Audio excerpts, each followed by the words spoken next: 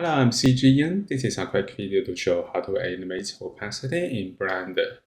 In this tutorial, I will make it simple. I will add a cube. So we can go to Add, Merge, and add a cube here. Close up to view it. And then we can press Set and change to Material Preview.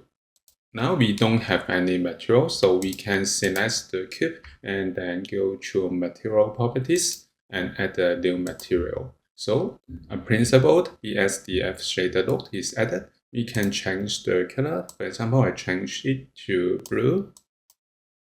If you want to change the opacity, we can use alpha. We can turn it to 0 or 0.5, or we can use 1.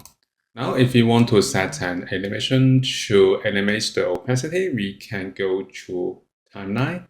We can click the dots to set the keyframe to the first frame, and then we can go to next frame. For example, I go to 100, and then I set it to 0, and click to add a keyframe. So go back to first frame, and we can play the preview. So this is how we can animate opacity in Blender.